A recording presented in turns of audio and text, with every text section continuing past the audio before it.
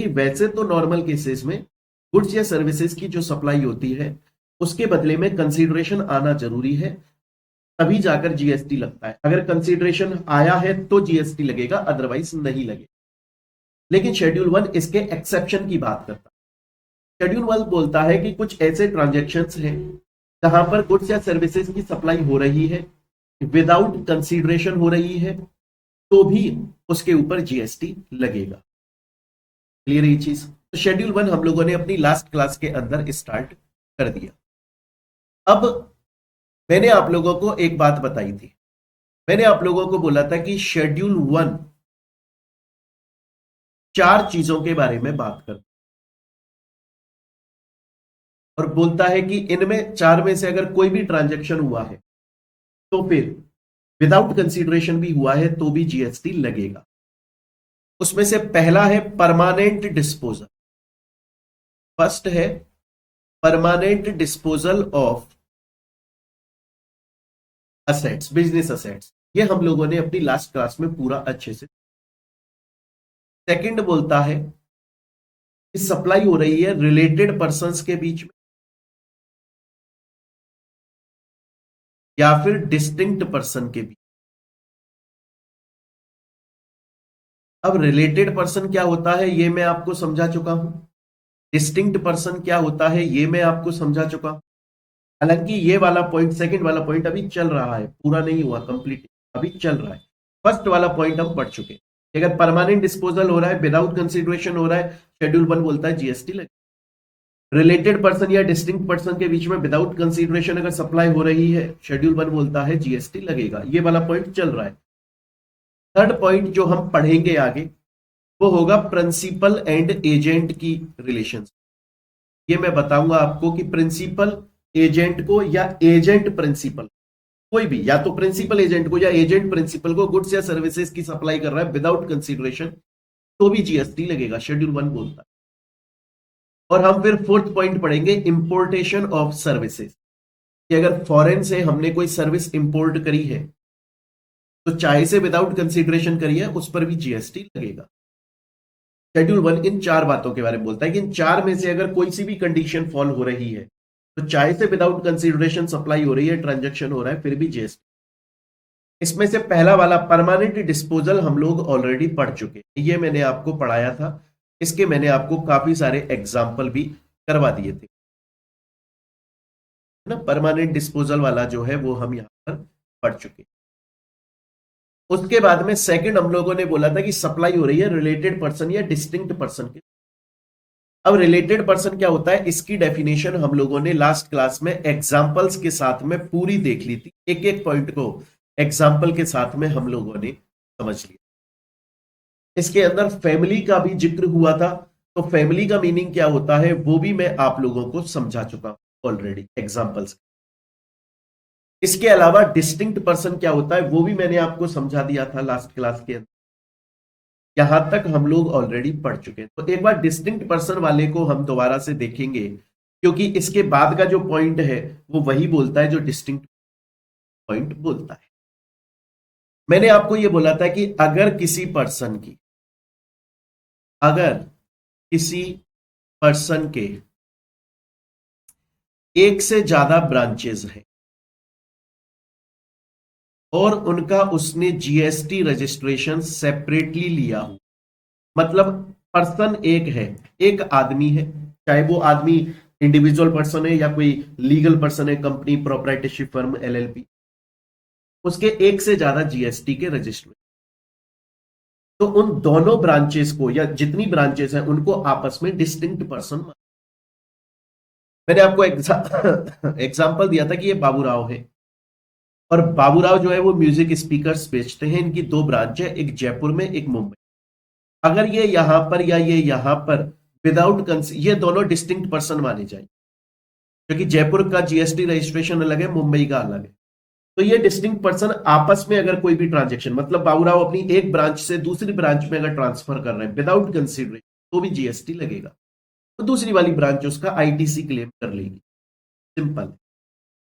मैंने इसमें आपको एक चीज बताई थी, अगर एक ही स्टेट या यूनियन टेरिटरी के अंदर एक से ज्यादा ब्रांचेस है तो बंदे के पास में ऑप्शन रहता है, वो चाहे तो एक सेम जीएसटी से काम चला ले, तो उस केस में उन्हें डिस्टिंक्ट पर्सन नहीं माना जाएगा ब्रांचेस को, क्योंकि जीएसटी। और अगर सेम स्टेट या यूनियन टेरिटरी में जरूरत तो नहीं है कि उसे अपनी ब्रांचेस के लिए अलग अलग जीएसटी रजिस्ट्रेशन लेना पड़े, बट फिर भी लिया हुआ है तो डिस्टिंक्ट पर्सन माना जाएगा। अगर एक के अलावा मतलब किसी दूसरे स्टेट या यूनियन टेरिटरी के अंदर ब्रांचेस हैं, तो फिर सेपरेट सेपरेट जीएसटी का रजिस्ट्रेशन लेना पड़ेगा एंड डिस्टिंक्ट पर्सन माना ही जाएगा। ये सब बातें मैंने आपको लास्ट क्लास में पढ़ा दी थी, ये एक एक चीज यहां पर आपकी बुक में जो आपके हाथ में है उसमें लिखी हुई है। अब हम चलेंगे हमारे नेक्स्ट पॉइंट के ऊपर। माफ कीजिएगा बच्चों, आज मेरी तबीयत बहुत ज्यादा खराब है, इसलिए थोड़ा थोड़ा बीच में खांसी का डिस्टर्ब है, उसके पढ़ाई में उसका कोई फर्क नहीं है। हम दुगनी ट्वाइस डेडिकेशन के साथ। अभी हमारा ये सेकंड वाला पॉइंट चल रहा है। शेड्यूल 1 हम पढ़ रहे हैं कि विदाउट कंसीडरेशन ट्रांजैक्शंस हो रहे हैं तो भी जीएसटी लगेगा। फर्स्ट हम पढ़ चुके हैं परमानेंट डिस्पोजल। सेकंड हम पढ़ रहे हैं रिलेटेड पर्सन या डिस्टिंक्ट पर्सन के बीच में सप्लाई हो रही है। रिलेटेड पर्सन क्या है समझा चुका हूं, डिस्टिंक्ट पर्सन क्या है उसी के अंदर चल रहा है। सेकंड पॉइंट के अंदर स्टॉक ट्रांसफर और ब्रांच ट्रांसफर।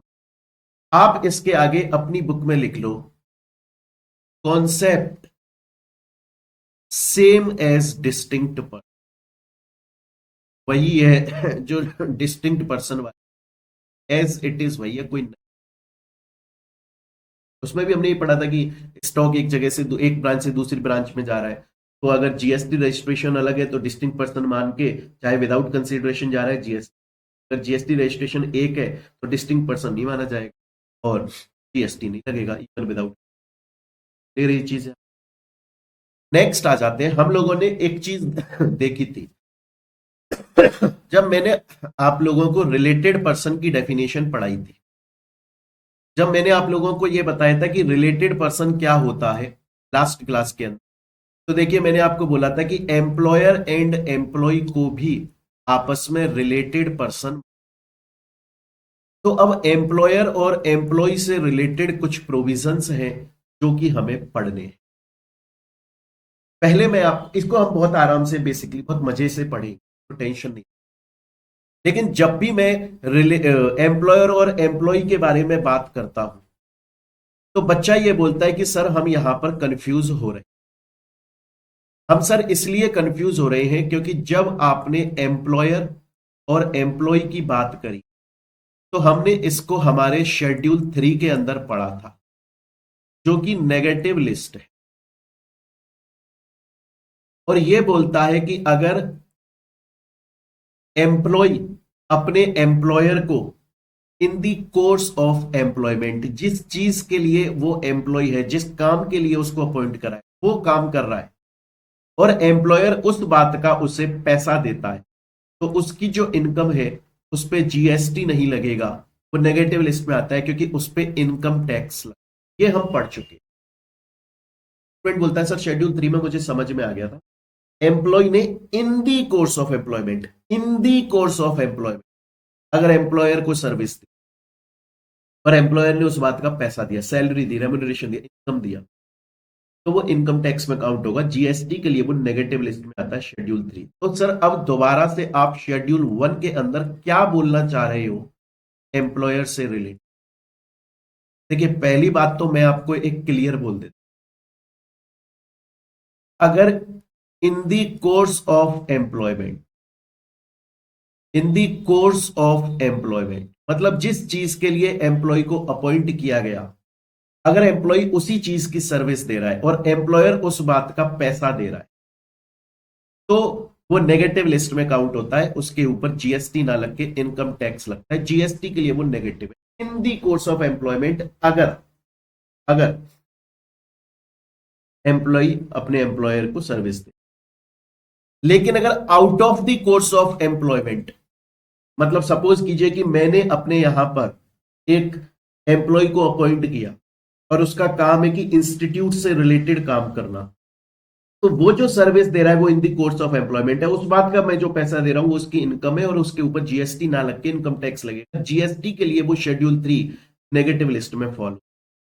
लेकिन एक एम्प्लॉय है जिसको मैंने अपने कोचिंग से रिलेटेड काम के लिए करा, अब वो मेरे को उसके अलावा कोई दूसरा काम भी कर रहा है जो इन दी कोर्स ऑफ एम्प्लॉयमेंट नहीं है, कोई भी एक्स वाई जेड, मेरा किसी चीज का बिजनेस है, वो उसके लिए भी कुछ कर देता है, वो out of the course of employment है, उसका जो पैसा उसे मिलेगा उस पर जीएसटी लगेगा। ये सिंपल बात है, ये आप लोगों को आ जानी चाहिए। देखिए इस बात को यहां पर मैंने चार्ट की फॉर्म में भी, कि अगर एम्प्लॉय एम्प्लॉयर को सर्विस प्रोवाइड कर रहा है, इन दी कोर्स ऑफ एम्प्लॉयमेंट अगर कर रहा है, तो जीएसटी नहीं लगेगा। एक बार को आप मोटा मोटी इतना समझ लो, हालांकि इसके अंदर भी हम कुछ चीजें पढ़ेंगे, वो मैं समझाऊंगा। आप अभी के लिए इतना याद रखो, एम्प्लॉय अगर एम्प्लॉयर को in the course of employment service देता है, तो उसे जो पैसा मिल रहा है उसके ऊपर जीएसटी नहीं लगेगा, वो शेड्यूल 3 नेगेटिव लिस्ट में फॉल होता है। बट अगर not in the course of employment, employment के अलावा अगर कोई दूसरी सर्विस दे रहा है एम्प्लॉय, और उस बात का एम्प्लॉय को पैसा मिल रहा है, तो उस पर जीएसटी लगेगा। ये सिंपल बात है, ये हम बहुत बार पढ़ लिया, हमने शेड्यूल 3 में भी पढ़ लिया, शेड्यूल 1 में भी पढ़ लिया। यहां तक क्लियर है आपको? यहां तक क्लियर है, मैं ये मानता हूं। अब हम इन दी कोर्स ऑफ एम्प्लॉयमेंट में भी कुछ चीजें पढ़ेंगे, बड़े आराम से प्यार से देखिएगा, मजा आएगा। अब देखिए, एम्प्लॉय ना दो तरीके का होता है। एक तो होता है जो रेगुलर बेसिस पे अपॉइंट होता है, मतलब परमानेंट है, सुबह 9 या 10 बजे आएगा, शाम को 4-5 बजे तक काम करेगा, और in the course of employment के अंदर सर्विस देगा, तो उसको जो पैसा मिलेगा उस पर जीएसटी नहीं लगेगी, क्योंकि वो रेगुलर बेसिस पे काम। लेकिन एक एम्प्लॉय होता है जो कॉन्ट्रैक्ट बेसिस पर आता है। अब कॉन्ट्रैक्ट बेसिस का मतलब क्या है, इसको समझो। ये मैंने लास्ट क्लास में समझाया था आपको, बट मैं दोबारा समझा।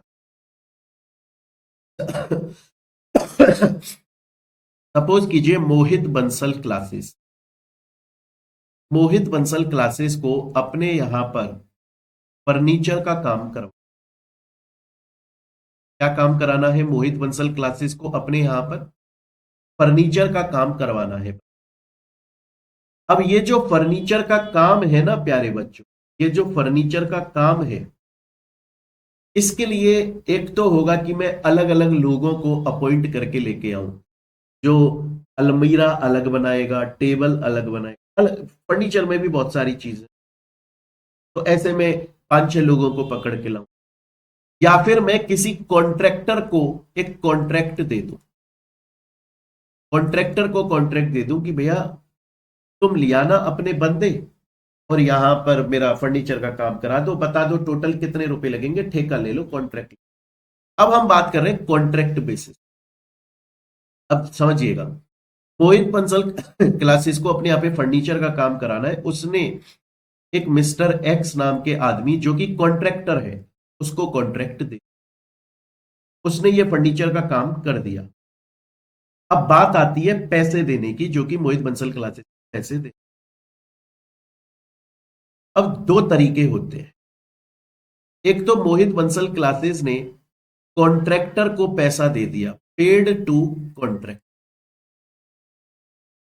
कॉन्ट्रैक्टर के नीचे 7 लोग काम कर रहे थे इंस्टीट्यूट में फर्नीचर का, उनको पैसा नहीं दिया मोहित बंसल क्लासेस, उन 7 लोगों को, कॉन्ट्रैक्टर को दे दिया एक बार में पूरा। तो इस केस में जीएसटी लगेगा, जबकि ये इन दी कोर्स ऑफ एम्प्लॉयमेंट है, फिर भी जीएसटी लगेगा। सर ऐसा क्यों? क्योंकि कॉन्ट्रैक्टर मोहित बंसल क्लासेस का एम्प्लॉय नहीं है। एम्प्लॉय कौन है? एम्प्लॉय वो 7 लोग हैं, एम्प्लॉय वो 7 लोग हैं जो फर्नीचर का काम कर रहे हैं, लेकिन वो किसके एम्प्लॉय है? वो इस कॉन्ट्रैक्टर के एम्प्लॉय, ना कि वो हमारे एम्प्लॉय मोहित बंसल। अगर मोहित बंसल क्लासेस उन 7 लोगों को पैसा देता है, एम्प्लॉइज को एक एक को पैसा देता है, पेड टू एम्प्लॉइज, उन 7 लोगों को या जितने भी लोग हैं उनको देता है, तो जीएसटी नहीं लगेगा, क्योंकि तब तो एम्प्लॉयर ने एम्प्लॉइज को पैसा दे दिया। लेकिन यहां पर मोहित बंसल क्लासेस ने कॉन्ट्रैक्टर को पैसा दिया, कॉन्ट्रैक्टर मोहित बंसल क्लासेस का एम्प्लॉय नहीं है, इसलिए मोहित बंसल क्लासेस जो कॉन्ट्रैक्टर को पैसा दे रहा है उस पर जीएसटी लगेगा। हाँ, जब ये कॉन्ट्रैक्टर उन 7 लोगों को पैसा देगा तब जीएसटी लगेगा, क्योंकि तब एम्प्लॉयर एम्प्लॉय वाली रिलेशनशिप। समझ रहे हो इस बात को? तो मैं बड़ी सिंपल सी बात बोल रहा हूं, एम्प्लॉयर एम्प्लॉय का एक आप सीधा सा बात समझ लो कि यार अगर कोई एम्प्लॉय अपने एम्प्लॉयर को out of the course of employment, जिस काम के लिए अपॉइंट हुआ उसके अलावा कोई दूसरी सर्विस दे रहा है तो उस पर तो जीएसटी लगेगा। इन दी कोर्स ऑफ एम्प्लॉयमेंट दे रहा है तो उस पर जीएसटी नहीं लगेगा। लेकिन अगर in the course of employment के अंदर कॉन्ट्रैक्ट बेसिस पर काम था और पैसा दिया गया डायरेक्टली कॉन्ट्रैक्टर को तो जीएसटी लगेगा, क्योंकि कॉन्ट्रैक्टर एम्प्लॉय नहीं होता है। हाँ, लेकिन अगर पैसा दिया गया उन एम्प्लॉयज को, है ना, कंपनी ने डायरेक्टली उन एम्प्लॉयज को एम्प्लॉय किया था और उनको पैसा दे रहे हैं तो कोई प्रॉब्लम नहीं है, तो जीएसटी नहीं लगेगा। लेकिन डायरेक्टली कॉन्ट्रैक्टर को पैसा दिया जा रहा है तो जीएसटी लगेगा। सिंपल है, यहां तक समझ में आई। तो हम पढ़ रहे हैं शेड्यूल 1। शेड्यूल 1 के अंदर हम पढ़ रहे हैं कि कुछ ऐसे ट्रांजैक्शन हैं जो कि सप्लाई हो रही है विदाउट कंसीडरेशन हो रही है तो भी जीएसटी लगता है। इसमें हमने पहला पॉइंट पढ़ा, अगर परमानेंट बेसिस पर अपने बिजनेस असेट्स को डिस्पोजल कर दिया, इसमें कंडीशन थी आईटीसी अवेल्ड होना चाहिए, तो चाहे से विदाउट कंसीडरेशन हुआ जीएसटी लगेगा। सेकंड पॉइंट जो कि हम पढ़ रहे हैं वो है रिलेटेड पर्सन या डिस्टिंक्ट पर्सन आपस में सप्लाई कर रहे हैं विदाउट कंसीडरेशन कर रहे हैं तो भी जीएसटी लगेगा।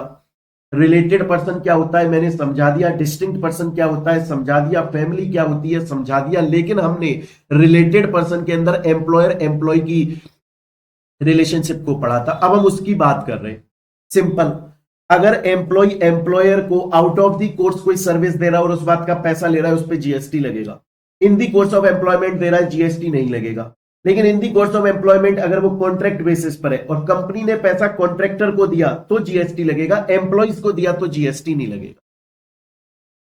सिंपल है, चार्ट पूरा यहां पे प्रिपेयर है आपकी बुक के अंदर, ये एज इट इज दिया हुआ है।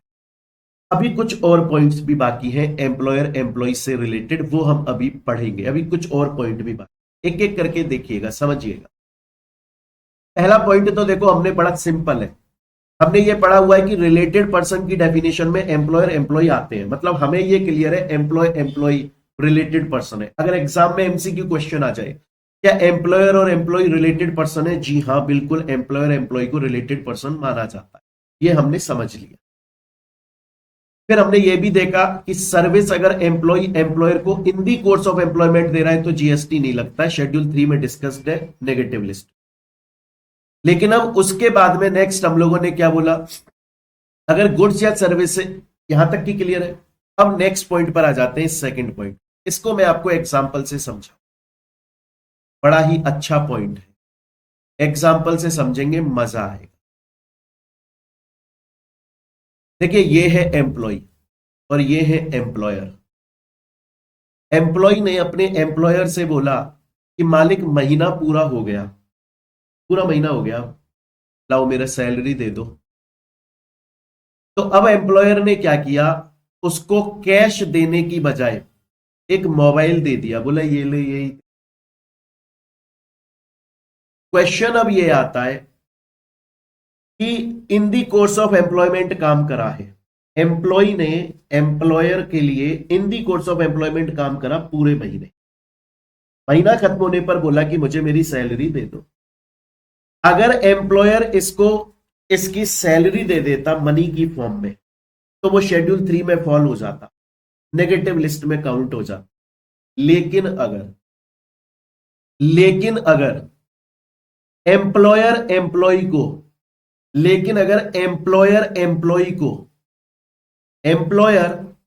को कोई गुड्स दे रहा है या सर्विस दे रहा है, चाहे से इन दी कोर्स ऑफ एम्प्लॉयमेंट दे रहा है, मतलब एम्प्लॉय ने काम किया, अब वो अपना पैसा मांग रहा है, एम्प्लॉयर पैसे की बजाय बोल रहा है लो ये घड़ी ले लो, लो ये मोबाइल ले लो, या मैं आपके लिए ये सर्विस कर देता हूं, तुम्हारे घर में कुछ काम है रिपेयरिंग का वो कर देता है, तो जीएसटी लगेगा।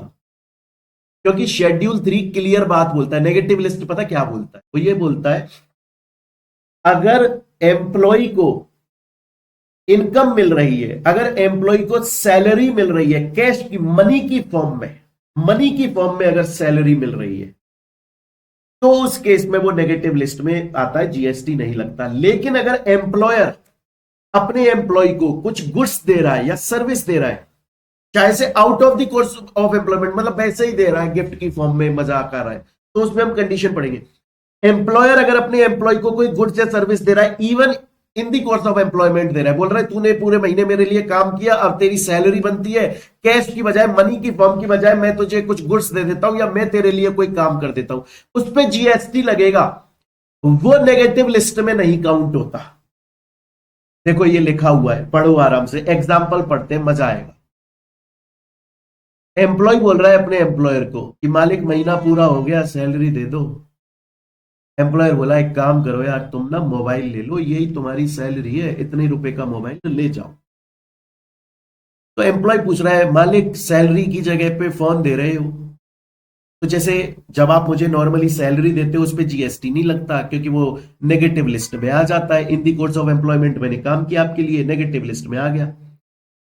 अब इनकम देते हो तो नहीं लगता जीएसटी, अब तो आप मोबाइल दे रहे हो, क्या इस पे जीएसटी लगेगा? इस पे भी नहीं लगना चाहिए। एम्प्लॉयर बोला इस पे तो जीएसटी लगेगा भाई। क्यों? क्या वजह है? अगर एम्प्लॉयर अपने एम्प्लॉय को कोई भी गुड्स या सर्विसेज देता है, चाहे से इन दी कोर्स ऑफ एम्प्लॉयमेंट में देता है, तब भी जीएसटी लगेगा। पॉइंट समझ में आया? तो एम्प्लॉयर एम्प्लॉय के बारे में क्या क्या पढ़ा हमने? पढ़ा not in the course of employment है तो जीएसटी लगता है, इन दी कोर्स ऑफ एम्प्लॉयमेंट है तो जीएसटी नहीं लगता। लेकिन अब इन दी कोर्स ऑफ एम्प्लॉयमेंट के अंदर भी दो एक्सेप्शन है। अगर कॉन्ट्रैक्ट बेसिस पर है और कंपनी ने कॉन्ट्रैक्टर को पैसा दिया तो जीएसटी लगेगा। और दूसरा, इन दी कोर्स ऑफ एम्प्लॉयमेंट है लेकिन एम्प्लॉयर अपने एम्प्लॉय को मनी की फॉर्म में सैलरी ना देकर कोई गुड्स या सर्विस दे रहा है, चाहे से इन दी कोर्स ऑफ एम्प्लॉयमेंट दे रहा है, जीएसटी लगेगा। स्टूडेंट बोलता है सर मेरे को ना यहां तक की बात आपकी पूरी समझ में पूरी समझ में आ गई सर यहां तक। अब चलते हैं आगे। एम्प्लॉयर एम्प्लॉय वाला अभी पॉइंट रह गया है और पढ़ते उसको भी एग्जाम्पल से समझे। देखिए ये है जेठालाल और ये एम्प्लॉयर है, आपको पता है इनकी दुकान है और इनके यहां पर काम करता है बाघा बॉय। कौन काम करता है? बाघा। ये कौन है? इनका एम्प्लॉय।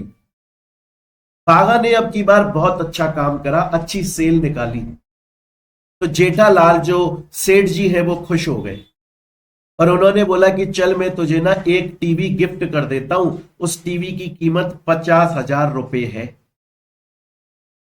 तो जेठालाल खुश हो गया, या मान लो दिवाली गिफ्ट है या मान लो होली गिफ्ट है, या खुश हो गया किसी वजह से और उसने एक टीवी गिफ्ट कर दिया जिसकी कीमत 50,000 रुपए है। क्वेश्चन ये पूछा बाघा ने कि सेठ जी इस पर जीएसटी लगेगा क्या?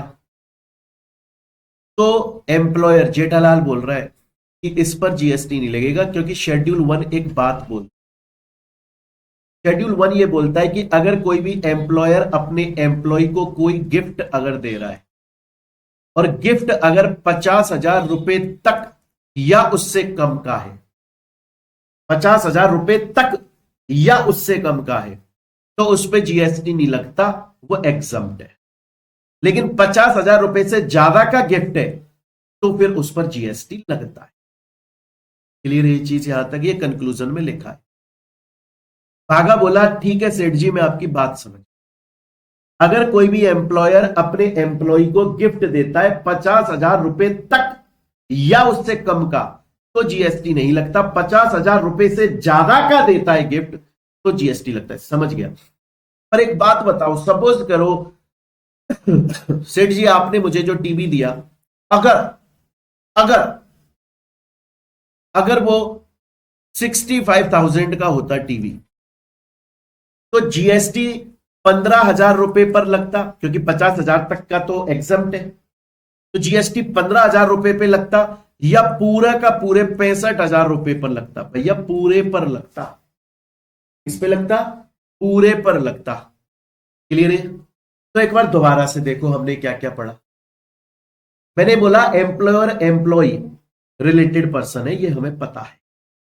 अगर कोई एम्प्लॉय अपने एम्प्लॉयर को not in the course of employment, उसके बाहर अगर कोई दूसरी सर्विस दे रहा है और उस बात का पैसा मिलता है एम्प्लॉय को, उस पर जीएसटी लगता है। पर अगर in the course of employment कोई सर्विस दे रहा है एम्प्लॉय अपने एम्प्लॉयर को, उस पर जीएसटी नहीं लगता। इस बात के दो एक्सेप्शन। पहला एक्सेप्शन तो यह है कि अगर अगर एम्प्लॉयर ने एम्प्लॉय को कॉन्ट्रैक्ट बेसिस पे रखा और पेमेंट कॉन्ट्रैक्टर को हो रहा है, एम्प्लॉयज को नहीं हो रहा, कॉन्ट्रैक्टर को पेमेंट है, तो जीएसटी लगेगा, क्योंकि कॉन्ट्रैक्टर उसका एम्प्लॉय नहीं है। अनटिल अनलेस क्वेश्चन में स्पेसिफाई कर दिया जाए कि भैया कॉन्ट्रैक्टर जो है वो एम्प्लॉय है, तो बात अलग है। दूसरा एक्सेप्शन हमने पढ़ा, अगर एम्प्लॉयर एम्प्लॉय को उसकी सैलरी कैश में, मनी में ना देकर कोई गुड्स या सर्विस देता है, चाहे से इन दी कोर्स ऑफ एम्प्लॉयमेंट, तो भी उसके ऊपर जीएसटी लगता है। ये हम लोगों ने यहां पे पढ़ लिया। देन उसके बाद में हम लोगों ने एक नेक्स्ट पॉइंट पढ़ा। अब देखिए इसमें ना एक पॉइंट और है बच्चे, हमने एक पॉइंट और क्या पढ़ा कि अगर कोई एम्प्लॉयर अपने एम्प्लॉय को 50,000 रुपए तक या उससे कम का गिफ्ट देता है तो उस पर जीएसटी नहीं लगेगा, बट अगर 50,000 से ज्यादा का गिफ्ट देता है तो जी, 50,000 से ज्यादा का दे रहा है तो ऐसा नहीं है कि जितना ज्यादा का दिया सिर्फ उसी पे जीएसटी लगे, पूरे अमाउंट पर जीएसटी। ये भी हम लोगों ने यहां तक पढ़ लिया मेरे प्यारे। क्लियर है ये चीज? यहां पे हम पढ़ चुके। तो मैंने आपको एक बात बोली थी, मैंने आपको ये बोला था कि ये जो हमारा शेड्यूल 1 है, ये जो हमारा शेड्यूल 1 है, इसमें 4 पॉइंट पढ़ने हैं। पहला परमानेंट बेसिस पढ़ लिया, दूसरा रिलेटेड पर्सन या डिस्टिंक्ट पर्सन, ये कंप्लीट हो गया, एम्प्लॉयर एम्प्लॉय वाला भी पूरा पढ़ लिया।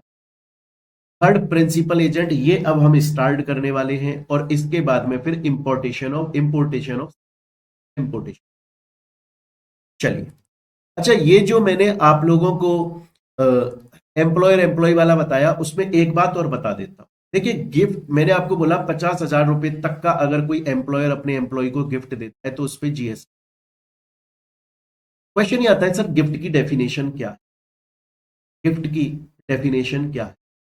देखो गिफ्ट ना कहीं भी डिफाइंड नहीं है, गिफ्ट कहीं भी डिफाइंड नहीं है जीएसटी के। हाँ, लेकिन हम अपने कॉमन पार्लेंस में जो नॉर्मल हमारी डेली लाइफ है उसमें अगर हम बात करें तो गिफ्ट का मतलब होता है जो free of cost without consideration दिया जाता है, वॉलेंट्री अपनी मर्जी से दिया जाता है, नहीं आप जबरदस्ती, आपका बर्थडे है और आपने दोस्त को पकड़ लिया मेरा बर्थडे आ गया मुझे गिफ्ट दे भाई, गिफ्ट दे भाई, गिफ्ट दे, ऐसा नहीं होता है ना। वॉलेंट्री होता है, विदाउट कंसीडरेशन होता है, और ओकेजनली होता है, कोई ओकेजन है तो ही गिफ्ट दिया, ऐसा तो है नहीं डेली रोज सुबह उठे कि आज गिफ्ट। ये कॉमन है डेफिनेशन, ये कहीं लॉ में लिखी नहीं है, लेकिन हमारी जनरल प्रैक्टिस जो कॉमन पार्लेंस है, हमारा कॉमन पार्लेंस थ्योरी का मतलब होता है जैसा मार्केट में चाल चलन है, तो ये ऐसा ही है। गिफ्ट का डेफिनेशन है कि ओकेजनली दिया जाता है, अपनी मर्जी से दिया जाता है, बिना एक पैसा लिए। क्लियर है? तो यहां पर हमने शेड्यूल 1 का सेकेंड पॉइंट भी कंप्लीट कर लिया। अब हम आ जाते हैं हमारे थर्ड पॉइंट पर, जो कि है प्रिंसिपल और एजेंट का। बड़ा ही सिंपल है, इसको समझने की कोशिश कीजिए, बहुत ही सिंपल है। मैं आपसे बोल रहा हूं कि एक है प्रिंसिपल और एक है एजेंट। अगर प्रिंसिपल अपने एजेंट को कोई भी गुड्स या सर्विस देता है विदाउट, या एजेंट अपने प्रिंसिपल को कोई भी गुड्स या सर्विस देता है विदाउट कंसीडर, तो चाहे से ये जो सप्लाई हुई है ये विदाउट कंसीडरेशन हुई है, तब भी शेड्यूल 1 आपका क्लियरली बोलता है, तब भी शेड्यूल 1 आपका क्लियरली बोलता है, किस बात को बोलता है शेड्यूल 1 क्लियरली? कि जीएसटी लगे। चाहे से प्रिंसिपल ने अपने एजेंट को कोई भी गुड्स या सर्विस विदाउट कंसीडरेशन ट्रांसफर मारी, या एजेंट ने प्रिंसिपल को विदाउट कंसीडरेशन गुड्स या सर्विसेज ट्रांसफर करी, चाहे से प्रिंसिपल ने एजेंट को करी, चाहे से एजेंट ने प्रिंसिपल को करी, अगर विदाउट कंसीडरेशन तो जीएसटी लगेगा। शेड्यूल 1 बोलता है चाहे विदाउट कंसीडरेशन। लेकिन प्रिंसिपल और एजेंट के जो रिलेशनशिप है, ये जो पॉइंट है, इसके अंदर सिर्फ इतना नहीं है। अब स्टार्ट होता है इसके अंदर मेन पॉइंट। अब बात को समझने की कोशिश करो, मैं आपको एग्जाम्पल से समझाऊं। देखिए ये है अंबुजा सीमेंट, ये प्रिंसिपल है और इसने अपना एजेंट बनाया हुआ है, कोई दुकानदार है जिसको इसने अपना एजेंट बना लिया। अब ये प्रिंसिपल अपने एजेंट को सीमेंट देता है, ताकि ये आगे कस्टमर को बेच सके। सिंपल बात है, ऐसा होता है। अंबुजा सीमेंट है, आज कंपनी थोड़ी ना हर कस्टमर के, कंपनी अगर हर कस्टमर को सामान देने लगी पार नहीं पड़ेगी उसकी। इसलिए कंपनी अपने बहुत सारे एजेंट बना देती है, एक एक सिटी में बहुत सारे बना देती है, बहुत सारे एजेंट बना देती है। तो ऐसे ही अंबुजा सीमेंट ने इसको एजेंट बना दिया। अंबुजा सीमेंट अब अपना प्रोडक्ट सीमेंट दे देती है इसको, ताकि ये आगे कस्टमर को बेच सके। अब ये किसको रिप्रेजेंट कर रहा है? ये रिप्रेजेंट तो अंबुजा सीमेंट कर रहा है। आज अगर कस्टमर इसकी दुकान पे आ रहा है सीमेंट लेने, तो क्यों आ रहा है? क्योंकि उसे अंबुजा सीमेंट का ट्रस्ट है। अब कस्टमर आया, ये है कस्टमर, इनका नाम है कातिया। क्या नाम है इनका? कातिया। ये कौन है? कस्टमर। ये आए एजेंट के पास और इन्होंने कुछ सीमेंट के कट्टे लिए। अब सुनना, अब यहां पे स्टार्ट हो रही है। आप बोलोगे कि सर हमने तो यहीं पे ही डिसाइड कर लिया, आपने अभी अभी तो पढ़ाया, आपने बोला अगर प्रिंसिपल एजेंट को या एजेंट प्रिंसिपल को कोई भी गुड्स या सर्विसेज विदाउट कंसिडरेशन ट्रांसफर करता है तो जीएसटी लगेगा, शेड्यूल 1 बोलता है। अरे रुको भाई, इतनी जल्दी डिसीजन मत लो। मैंने पढ़ाया आपको, अब भी पढ़ाया 2 मिनट पहले, मान रहा हूं इस बात को, पर सुनो मेरी बात तो सुनो, सब्र रखो। अब कातिया जो कस्टमर है वो आया एजेंट के पास में सीमेंट। अब इस एजेंट ने कातिया को, कस्टमर को गुड्स बेच दिए और इनवॉइस जनरेट करी, बिल बनाया। बिल किसके नाम का बिल बनाया? अपने नाम का बिल नहीं बनाया, डायरेक्ट प्रिंसिपल के नाम का ही बिल बनाया। किसके नाम का बिल बनाया? किसके नाम की इनवॉइस जनरेट करी? अपने नाम की नहीं करी, डायरेक्ट उस प्रिंसिपल के नाम की ही करी। तो ये जो प्रिंसिपल ने एजेंट को ट्रांसफर किए थे गुड्स विदाउट कंसिडरेशन, इन पर जीएसटी नहीं लगे। इसमें 2 ट्रांजैक्शन है। कौन कौन से 2 ट्रांजैक्शन है? पहला ट्रांजैक्शन तो है कि अंबुजा सीमेंट ने अपने एजेंट को ट्रांसफर करे, और दूसरा है एजेंट ने कस्टमर को बेचे। मैं आपसे बोल रहा हूं कि अंबुजा सीमेंट ने जब एजेंट को अपने गुड्स दिए विदाउट कंसीडरेशन, उस पर जीएसटी नहीं लगेगा। क्यों नहीं लगेगा सर? क्यों नहीं लगेगा? इसलिए नहीं लगेगा क्योंकि एजेंट ने जब कस्टमर को वो प्रोडक्ट बेचे तो जो बिल बनाया वो अपने नाम का ना बना के डायरेक्ट प्रिंसिपल के नाम का बनाया। तो एक तरीके से देखा जाए तो ये लीगली कहीं पर समझ ही नहीं आ रहा है ही नहीं है लीगली कहीं पर, क्योंकि प्रिंसिपल ने तो बस इसको एक जगह पे लड़का रख दिया है कि जैसे दुकान पे लड़का रख देते ना कि कोई आएगा तो बेच देना, जिम्मेदार तो मालिक है। और अगर इनवॉइस डायरेक्ट प्रिंसिपल के नाम की बनाई है तो इसका मतलब इनके बीच में ट्रांजैक्शन हुआ ही नहीं था कभी। पेपरों पे कहां दिखाओगे? क्योंकि इसके नाम पे तो कोई बिल बना ही नहीं। आ रही है मेरी बात समझ में? तो अब मैं दोबारा से बोलता हूं, पहले मैंने क्या बोला था? पहले मैंने आपको क्लियर एक बात बोली थी कि अगर एजेंट प्रिंसिपल को या प्रिंसिपल एजेंट को कोई भी गुड्स या सर्विस ट्रांसफर कर रहा है तो विदाउट कंसीडरेशन उस पर जीएसटी लगता है। अब मैं उसी बात को पलट रहा हूं, अपनी बात से फिर रहा हूं। मैं ये बोल रहा हूं कि अगर प्रिंसिपल ने एजेंट को विदाउट कंसीडरेशन गुड्स ट्रांसफर किए, लेकिन जब एजेंट ने आगे कस्टमर को बेचे तो जो बिल, जो इनवॉइस जनरेट करी वो अपने नाम की नहीं करी, डायरेक्ट प्रिंसिपल के नाम की करी। तो प्रिंसिपल और एजेंट के बीच में जो ट्रांजैक्शन हुआ था उस पर जीएसटी नहीं लगेगा। आप बोलोगे लेकिन सर अब जो कस्टमर को माल बिके उस पर जीएसटी, उस पर तो लगेगा, और माना यह जाएगा कि डायरेक्ट प्रिंसिपल ने कस्टमर को बेचा है, मतलब डायरेक्ट अंबुजा सीमेंट ने कातिया को बेचा है, यह माना जाएगा।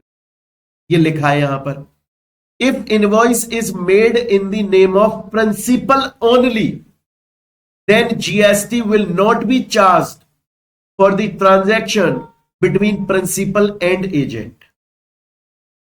इस वाले ट्रांजैक्शन, जो ये वाला ट्रांजैक्शन है, इस पे जीएसटी चार्ज नहीं होगा। हाँ, ये जो ट्रांजैक्शन हुआ है ये माना जाएगा प्रिंसिपल ने, क्योंकि बिल तो इसी के नाम का है, और इस पर जीएसटी लगी, ये एक अलग बात है। हम तो यहां पर बात कर रहे हैं प्रिंसिपल एजेंट की। अब दूसरी बात अगर मैं करूं, सब कुछ सेम है। प्रिंसिपल ने एजेंट को विदाउट कंसीडरेशन सीमेंट के कट्टे गुड्स दिए और एजेंट कस्टमर को बेच रहा है कातिया को, लेकिन अब की बार जो बिल जनरेट किया वो इसने खुद अपने नाम का किया। हाँ तो सर इस पर जो ये वाला जो ट्रांजैक्शन था इस पे जीएसटी लगेगा, ये उस जीएसटी का आईटीसी ले लेगा, इनपुट टैक्स क्रेडिट, और फिर जब ये बेचेगा तब जीएसटी लगेगा जो कि गवर्नमेंट को जाएगा। Simple transaction. अब आया मेरे ख्याल से आपको प्रिंसिपल एजेंट वाला पॉइंट समझ क्लियर है। लेकिन इसमें अब कुछ बातें हैं। क्या बात है? ये प्रिंसिपल और एजेंट वाले केस में सिर्फ गुड्स कवर है, सर्विस कवर नहीं। पहली बात तो सिर्फ गुड्स कवर है, सर्विस नहीं। ये याद रखिएगा, अंडरलाइन कर लो। दूसरा, वो हमने पॉइंट पढ़ ही लिया था, सेकंड पॉइंट, कि अगर प्रिंसिपल एजेंट के बीच में गुड्स ट्रांसफर हो रहे विदाउट कंसिडरेशन तो जीएसटी लगता है। बट इसमें एक कंडीशन क्या आ गई, अगर इनवॉइस जो है वो प्रिंसिपल के ही नाम की है तो नहीं लगता, अगर इनवॉइस एजेंट के नाम की है तो लग सकता। इसके अलावा एक चीज और, जो बाइंग या प्रोक्योरमेंट एजेंट होते हैं वो ये यहां पर कवर नहीं है। मतलब जो प्रॉपर एजेंट नहीं होते, वो वैसे होते हैं ना कि कोई ग्राहक मिला तो ले गए दुकानदार के पास में, माल बिकवाया और कमीशन ले, ये वो वाले एजेंट नहीं। ये प्रॉपर एजेंट है, जो लीगल एजेंट। यहां तक की बात मेरे ख्याल से प्यारे बच्चों, यहां तक आपको समझ में आई। हम लोग पढ़ रहे हैं शेड्यूल 1, और शेड्यूल 1 के अंदर स्टूडेंट्स हम लोगों ने अभी तक क्या क्या पढ़ लिया। हम लोगों ने परमानेंट बेसिस वाला देख लिया, हम लोगों ने अपना सेकंड पॉइंट पढ़ लिया जिसके अंदर हम लोगों ने देखा कि फैमिली रिलेटेड पर्सन या डिस्टिंक्ट पर्सन के बीच में ट्रांसफर। तीसरा, प्रिंसिपल एजेंट। अब हम चलते हैं हमारे नेक्स्ट पॉइंट। अब आता है last point, importation of services.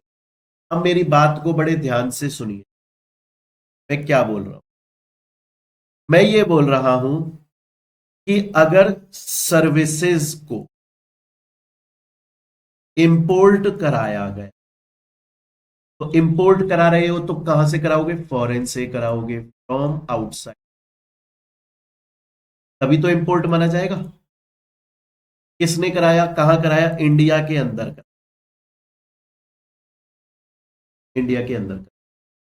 जो वहां आउटसाइड इंडिया से, अच्छा किसने कराया? पर्सन ने कराया, इंडिया के एक पर्सन ने। ये पर्सन कौन हो सकता है? इंडिविजुअल पर्सन हो सकता है, या फिर legal person, company, partnership firm, LLP, कोई भी हो सकती है। तो इंडिया के पर्सन ने अगर सर्विसेज को, सर्विसेज गुड्स नहीं, सर्विसेज को इंपोर्ट कराया फ्रॉम आउटसाइड इंडिया, जिससे इंपोर्ट कराया वो रिलेटेड पर्सन है इसका, जो इंपोर्ट करा रहा है। या फिर फर्म का केस है, कंपनी का केस है, तो उसकी खुद की कोई एस्टेब्लिशमेंट है, ब्रांच है, वहां से अपनी ही ब्रांच से, अपने ही किसी एस्टेब्लिशमेंट से। दोबारा बोलता हूं, अगर इंडिया के किसी पर्सन ने फॉरेन से सर्विस इंपोर्ट करी, किससे करी? फॉरेन में किससे करी? जो उसका रिलेटेड पर्सन है, या अगर कंपनी का केस है तो खुद की अपनी किसी दूसरी एस्टेब्लिशमेंट, ब्रांच से इंडिया में सर्विस इंपोर्ट करी इन दी कोर्स और फर्दरेंस ऑफ बिजनेस के लिए, मतलब बिजनेस पर्पज के लिए सर्विस इंपोर्ट करी, रेजिडेंशियल पर्पज के लिए नहीं। तो फिर उस केस में चाहे से आउटसाइड इंडिया से जो रिलेटेड पर्सन या खुद की जो ब्रांच है उसने अगर सर्विस दी है इंडिया में, चाहे से विदाउट कंसिडरेशन दी है, तो भी जीएसटी लगेगा। शेड्यूल 1 का लास्ट पॉइंट। आ रही मेरी बात समझ में? देखो एक, अब इसमें मैं एक क्वेश्चन पूछ, यहां तक की बात समझ में आई? अच्छा मुझे एक बात बताओ, मैंने आपको एक बात बोली, दोबारा सुनो। मैंने बोला कि अगर फॉरेन से मैंने कोई सर्विस इंपोर्ट कराई, कंडीशन क्या क्या है? फॉरेन में जिससे सर्विस इंपोर्ट कराई वो मेरा रिलेटेड पर्सन है, और अगर मेरी कंपनी है तो मेरी खुद की कोई ब्रांच एस्टेब्लिशमेंट से इंपोर्ट कराई, इन दी कोर्स फर्दर मेरे बिजनेस के लिए कराई, घर के लिए नहीं कराई, विदाउट कंसिडरेशन कराई, तो भी जीएसटी लगे। सोचो, सोचो कि मेरे ऊपर, सोचो जीएसटी लग रहा है, ऐसा ट्रांजैक्शन हुआ जीएसटी लग रहा है और जीएसटी पे नहीं हो रहा है, गवर्नमेंट किसको पकड़ेगी? क्या गवर्नमेंट उसको पकड़ेगी जिसने सर्विस हमें दी है? वो तो यूएस, वो तो इंडिया से बाहर रह रहा है। तो जो पर्सन इंडिया से बाहर रह रहा है, जो पर्सन इंडिया से बाहर रह रहा है, उस पर तो जीएसटी लगता ही नहीं है। अगर ऐसा कोई ट्रांजैक्शन हो रहा है इंपोर्टेशन ऑफ सर्विस का और उस पर जीएसटी पे करना जरूरी है, शेड्यूल 1 बोलता है, चाहे से विदाउट कंसिडरेशन है, और जीएसटी पे नहीं किया जा रहा है, किसको पकड़ेगी सरकार? मोदी चाचा किसको पकड़ेंगे? वो पकड़ेंगे भैया रेसिपिएंट को। तो आप देखो, एक तरह से रिवर्स चार्ज मैकेनिज्म वाला पॉइंट नहीं हो गया? पढ़ा था ना अपन ने? तो अब मैंने जो पॉइंट बोला मैं उसको रिवाइज करता हूं, पूरे पॉइंट को। कंडीशन सब सेम है, फॉरेन से सर्विस इंपोर्ट कराई जा रही है, जिससे कराई जा रही है वो रिलेटेड पर्सन है या खुद का एस्टेब्लिशमेंट है, इन दी कोर्स या फर्दरेंस ऑफ बिजनेस कराई जा रही है, विदाउट कंसीडरेशन कराई जा रही है। लेकिन जो पर्सन करा रहा है, जो पर्सन इंपोर्ट कर रहा है, वो टैक्सेबल पर्सन है, रजिस्टर्ड। क्योंकि अगर टैक्सेबल नहीं है फिर तो मैटर ही नहीं है जीएसटी का। रिवर्स चार्ज मैकेनिज्म का केस है भाई, ये देखना ही नहीं है ना कि जो बंदा हमें सर्विस दे रहा है फॉरेन से वो रजिस्टर है कि नहीं, वो है नहीं है, हमें क्या लेना देना। इंडिया का जीएसटी उस पर लगता ही नहीं है, इंडिया का जीएसटी तो लगता है रेसिपिएंट पे। अब पढ़ो इंपोर्टेशन वाले पॉइंट को आप। इंपोर्ट कराई जा रही है सर्विस, कौन करा रहा है? एक टैक्सेबल पर्सन इंपोर्ट करा रहा है। हालांकि मैं बता दूं सीजीएसटी अमेंडमेंट, सीजीएसटी के अंदर अमेंडमेंट हुआ था, ये जो एक्ट है आपका central goods and service tax, इसके अंदर 2018 में अमेंडमेंट हुआ था। इसमें टैक्सेबल पर्सन को पर्सन बोल दिया गया, उसमें टैक्सेबल जो वर्ड है उसको हटा दिया गया और सिर्फ पर्सन वर्ड रहने दिया। आज के वक्त में हम पर्सन बोलते हैं लेकिन उसका मीनिंग टैक्सेबल पर्सन ही है, उससे कोई फर्क नहीं पड़ा अमेंडमेंट आने से। हाँ, लिखते वक्त हम पर्सन लिख देते हैं, पहले टैक्सेबल पर्सन लिखते थे, 2018 में अमेंडमेंट आया तब से सिर्फ पर्सन लिखने लग गए। बाकी कोई फर्क नहीं पड़ रहा है इस बात से, है वो पर्सन ही, वो टैक्सेबल, क्योंकि इंडिया का रजिस्टर है, बाहर वाले पे तो कोई लॉ लगता ही नहीं है। तो सर्विसेज इंपोर्ट कराई जा रही है, एक टैक्सेबल पर्सन, इंडिया का जो टैक्सेबल पर्सन है वो करा रहा है सर्विस को इंपोर्ट, फॉरेन से करा रहा है, आउटसाइड इंडिया से करा रहा है, जो कि रिलेटेड पर्सन से करा रहा है या खुद के किसी स्टैब्लिशमेंट से करा रहा है, ब्रांच से करा रहा है, विदाउट कंसीडरेशन करा रहा है, इन दी कोर्स और फर्दरेंस ऑफ बिजनेस करा रहा है, उसको सप्लाई माना जाएगा, उस पर जीएसटी लगेगा। एग्जाम्पल देखो, मोहित बंसल क्लासेज का एक हेड ऑफिस है यूएसए में और इंडिया में उसकी एक ब्रांच है। मोहित बंसल क्लासेज का जो इंडिया का ब्रांच है उसने अपने यूएसए वाले हेड ऑफिस से कुछ लीगल कंसल्टेंसी सर्विसेज ले ली, विदाउट कंसीडरेशन ली, बिजनेस के लिए ली। क्या इस पे जीएसटी लगेगा? लगेगा सर। क्यों लगेगा? क्योंकि देखो सर्विस इंपोर्ट हुई पहली कंडीशन, विदाउट कंसीडरेशन हुई दूसरी कंडीशन, अपने खुद के एस्टेब्लिशमेंट से रिलेटेड से कराया तीसरी कंडीशन, टैक्सेबल पर्सन ने कराया चौथी कंडीशन, तो जीएसटी लगेगा, शेड्यूल 1 बोलता। लेकिन यह है अंबानी साहब और यह है अमेरिका की एक इंटीरियर डिजाइन करने वाली, घरों को बिल्डिंग्स को डिजाइन करने वाली। अंबानी साहब का ये रिलेटेड है, ये जो देता है ना इंटीरियर डिजाइनिंग की सर्विस, ये अंबानी साहब का रिलेटेड है। और यहां से इन्होंने इंपोर्ट करवाई सर्विस, पर अपने घर के लिए करवाई, होम की, हाउस के लिए करवाई। क्या इस पर जीएसटी लगेगा? नहीं, क्योंकि फर्दरेंस ऑफ बिजनेस में नहीं है। यहां तक कि मेरी बात आप लोगों को समझ में आई होगी प्यारे बच्चों, बड़ा ही सिंपल है, क्लियर है यहां तक? तो यहां पे हमारा शेड्यूल 1 कंप्लीट